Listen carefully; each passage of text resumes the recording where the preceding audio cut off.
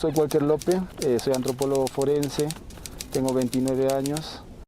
De alguna manera inexplicable disfruto lo que hago, ayudar a las personas haciendo lo que más amo, ¿no?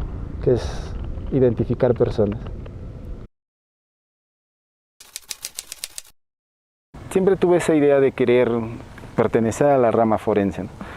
Y teniendo en cuenta que la universidad contaba con 3, por decir, profesiones a las cuales podía postular porque tenían el ámbito forense muy ligado, que eran medicina, odontología y antropología, ¿no? Me pongo a pensar un poco en la economía que tenía mi familia. Obviamente medicina no solamente demandaba economía, ¿no? Sino también demandaba bastante esfuerzo intelectual. Odontología, y me doy cuenta que tiene una demanda económica bastante alta, ¿no? Así que empiezo a averiguar un poco más de otras áreas y encuentro la antropología, ¿no? Ya lo había visto bastantes veces, ¿no? Había leído varios libros de Arguedas y era interesante, ¿no? Tanto la parte social como la parte forense, que en sí era mi objetivo final, ¿no? Y decido postular. Obviamente en la primera no ingreso, en la CEPRE, que fue un baldazo de agua para mí, como un par de cachetadas, ¿no? De vuelta a la realidad, ¿no? Porque en ese entonces uno adolescente, ¿no? 17, 18 años, no sabía bien qué es lo que quería hacer y todo se me daba fácil, ¿no? Y en ese entonces sale el hecho de postular una vez más, ¿no?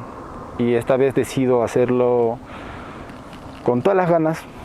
Me pasé estudiando bastante, ¿no?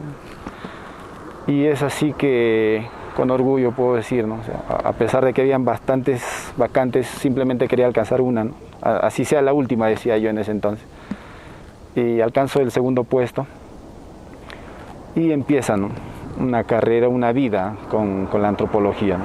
Recuerdo muy bien, ¿no? Nos daban un cartel donde ponían la institución a la que queríamos salir, ¿no? Y en ese entonces no recuerdo cuál es el programa social en que le pone, ¿no? Yo solicito un plumón, pongo Fiscalía de la Nación, Ministerio Público, ¿no?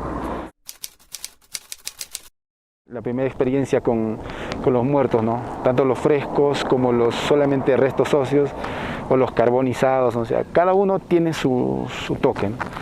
Pero en el que sí más me recuerdo es un caso de una señora ya de tercera edad que había sido quemada, o sea, asesinada y después quemada y dejada al aire libre, ¿no? O sea, se quemó prácticamente toda la parte anterior de la persona. Y ahí es donde la policía lo encuentra, lo mete en una caja, embalan la caja y la envían para la identificación de la persona. Y ese es prácticamente mi primer caso, ¿no? La enviaron, si no me equivoco, entre octubre o noviembre del año anterior, y yo la abro más o menos como en febrero, ¿no? Y toda esa época de verano, en la parte de arriba, en el laboratorio de antropología, ¿no? Prácticamente el proceso de descomposición se aceleró y bastante, y cuando lo abrimos, un olor pero exquisito. y empieza a trabajar, ¿no? Sin miedo, porque no entendía muchas cosas todavía por decir, de los agentes patógenos que tenía, de que teníamos que tener cuidado de muchas cosas, ¿no? Y empiezo a sacar todo el tejido blando, porque nosotros como antropólogos solamente tenemos que pronunciarnos sobre tejido óseo, ¿no? Y empiezo a hacer eso todo, y da la casualidad que se diera el cumpleaños de un amigo mío. Vamos a celebrarle un chifa y pido, ¿no? Unas alitas bróster, y tenía la sensación de que estaba prácticamente comiendo la carne que había estado trabajando antes. El olor se sentía, el sabor ya psicológicamente estaba ahí, ¿no?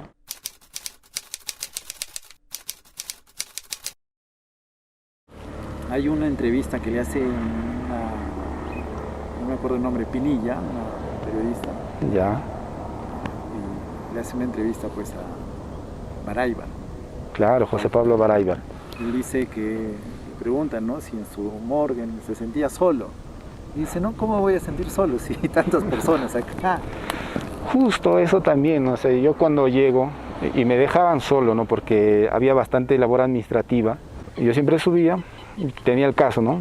Me presentaba con la persona, o sea, hablaba como si como estamos hablando ahora. Pero digo, no, mire que mi trabajo es este y solamente quiero esto, ya.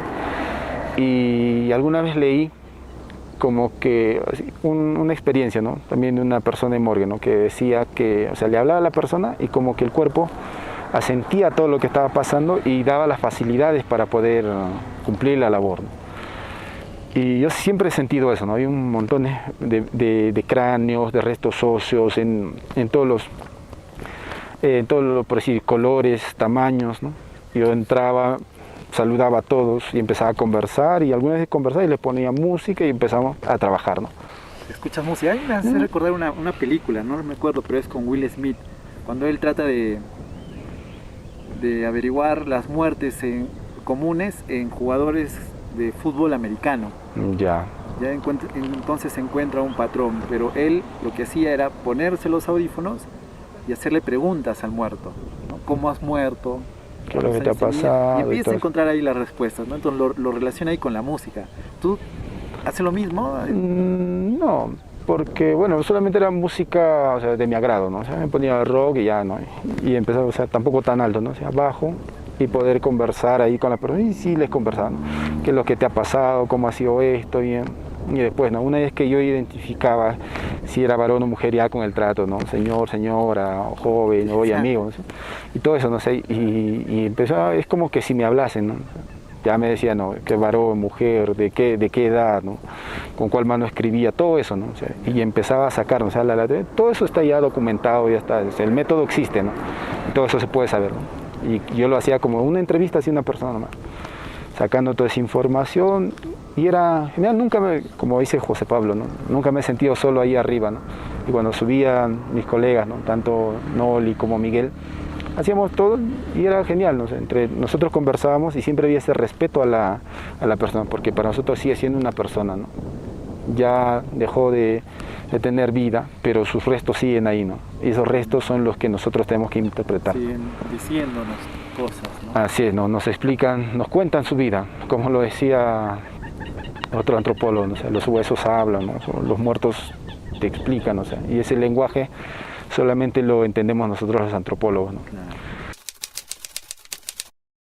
Me hace la invitación Richard a ser parte de un grupo de estudio, ¿no? Que se llama GEIAP. Semanalmente o cada 2 veces a la semana traía a un docente con el que debatíamos, ¿no? Después de eso empiezo también a pertenecer al grupo de la pastoral universitaria, que también hacía lo mismo, ¿no? Traía docentes de cada escuela profesional y hacía que nosotros podamos aprender algo de ellos, ¿no? El profesor Marcel Guaglia por decir, de Economía, también estaba el profesor Vicente Alanoca, tanto de la carrera de antropología como de otras áreas, ¿no? Nos explicaba un poco de todo. Yo ahí empezaba a unir, por decir, ¿no? Como yo sentía que era como Tetris, ¿no? Esta pieza de acá, para formar mi propio antropólogo, ¿no? Esto de acá, un poco de esto, lo otro, y de medicina, ¿no? Sobre todo a los de medicina les prestaba bastante atención porque sabía cuál era la finalidad mía y sacaba poco a poco. Al momento de regresar a la universidad, antes de poder salir, tuve un shock emocional bastante fuerte, o sea, porque no podía regresar a la universidad, me sentía rechazado. Y en eso recuerdo 2 personas especiales para mí, ¿no? O sea, hoy en día grandes amigos míos.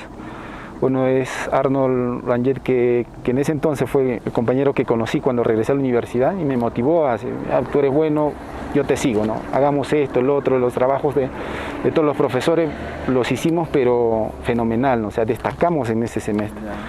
Y para poder yo tener esa confianza, que ya la había perdido antes, decido escribirle a quien hoy en día es mi mentor, ¿no? Richard, y le digo, ¿no? Le explico, ¿sabes qué, Richard? Mira, yo sé que algún momento has tenido esta etapa difícil de dejar la universidad y no sé cómo regresar, ¿no? Porque me siento rechazado y esto y muchas otras cosas. Dijo, hazlo, como sea, pero hazlo.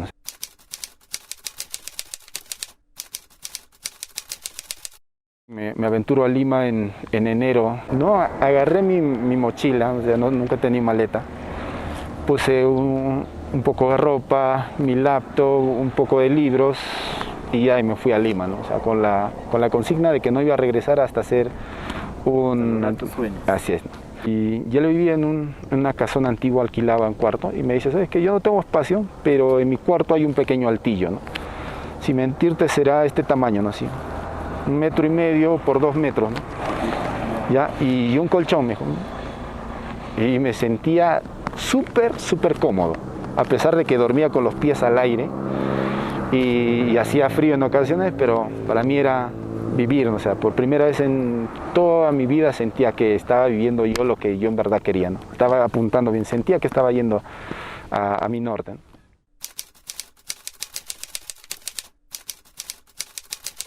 Hay una canción Ya. que tuve la oportunidad de pasarme y comentar un poquito detrás de cámaras, pero que significa un poco no solamente lo exitoso y lo satisfactorio que nos estás contando ahorita, ¿no? El logro de un objetivo, de una meta, de un sueño, sino que hay pequeños fragmentos que hacen que nos hagan dudar, que hay personas que nos apagan los sueños a veces. Y esta canción, ¿cómo la escuchaste? Cuéntanos la historia de esa canción. A ver, esta canción llega a mí así como digamos destino, ¿no? O sea, la escucho en una serie y lo que siento en ese momento es pertenencia, ¿no? Y cuando siento eso es como una conexión, ¿no? Llegas y conoces a una persona y sientes que la conoces desde hace mucho. Y yo digo, wow, ¿no? O sea, a lo poco que yo entiendo el inglés, me identifico, ¿no? Empiezo a buscar la canción y empiezo a escucharla y sin mentirte, ¿no? La primera vez que leo la canción, entiendo gran parte de mi vida. Y no solamente lo que te conté, sino la otra parte. Disculpa que esté un poco emocionado, pero es como entender que todo logro tiene sacrificios, ¿no? Tiene esfuerzos. Y como tú lo dices, ¿no? Hay personas que en algún momento te apagan. Y no lo conté toda esa parte, ¿no? Porque es como una espina o una herida antigua, ¿no? En ocasiones me sentí bastante vacío. Bueno, problemas personales, familiares, todos los tenemos, ¿no? Pero a mí me afectó bastante no ser parte de un grupo, no ser parte de, por así decirlo, una convocatoria, no sé, no haber logrado ingresar a un centro o oportunidades que había para ser antropólogo forense. Y por más que yo daba todo el esfuerzo que tenía, no lograba conseguir eso. Vivieron personas que simplemente menospreciaban o no aceptaban el hecho de que yo quería hacer esto. Y apagaban todo ese sueño, ¿no? Apagaban una y otra vez, ¿no? Yo daba todo de mí, pero sentía que no era recíproco. Me topé con muchas personas, antropólogos, sociólogos y de otras profesiones, mayores, menores que yo, que no creían que la antropología podía ser exitosa, ¿no? Obviamente mi objetivo como antropólogo no es ser reconocido o no es ser millonario, ¿no? Sino simplemente ayudar, ¿no? Mi objetivo principal es ayudar a la gente. Me lo han preguntado mis padres, me lo han preguntado amigos, mi pareja, ¿no? Mi hijo, muchas personas, ¿no? Si en verdad te sientes haciendo bien eso, ¿no?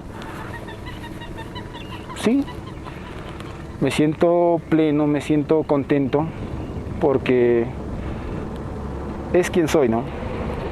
Ayudar es una de mis vocaciones. Mi vocación de servicio siempre ha estado, ¿no? Y lo otro es que entiendo que no muchas personas queremos entrar en este ámbito y esa canción, o sea, refleja todo eso, ¿no?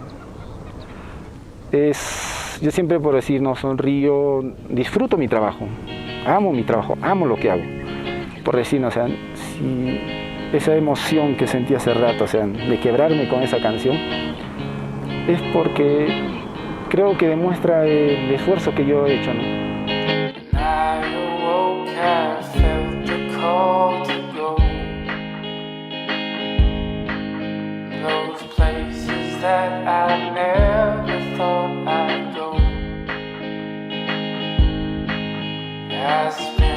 Time to see which way to walk, but now that road just crumbles as I talk. So don't let the ones that They'll steal your dreams away. Just like